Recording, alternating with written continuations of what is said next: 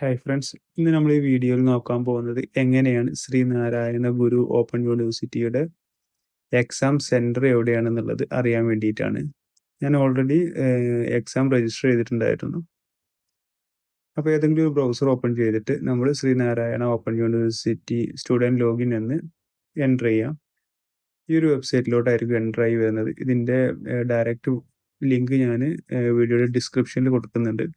ശേഷം നമ്മുടെ ID, അതായത് നമ്മുടെ മെയിൽ ID-യും പാസ്വേഡും വെച്ചിട്ട് ഒന്ന് ലോഗിൻ ചെയ്യാം.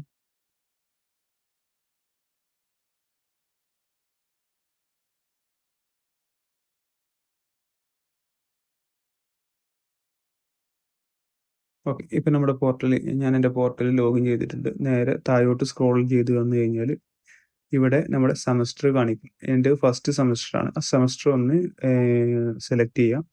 ശേഷം താഴോട്ട് പോയി കഴിഞ്ഞാൽ ഇപ്പോൾ ബൈ ഡിഫോൾട്ട് ആക്ഷൻ ആൻഡ് റിക്വസ്റ്റിലായിരിക്കും. അതിൻ്റെ താഴെ സ്റ്റുഡൻറ് സർവീസ് ഹിസ്റ്ററി എന്ന് പറഞ്ഞിട്ടുള്ളൊരു ടാബ് ഉണ്ട്. അതിൽ ക്ലിക്ക് ചെയ്ത് കഴിഞ്ഞാൽ താഴോട്ട് സ്ക്രോൾ ചെയ്ത് കഴിഞ്ഞാൽ എക്സാം രജിസ്ട്രേഷൻ ഹിസ്റ്ററി എന്ന് പറഞ്ഞിട്ടുള്ള ഒരു ഓപ്ഷൻ ഉണ്ട്. അതൊന്ന് ക്ലിക്ക് ചെയ്യാം.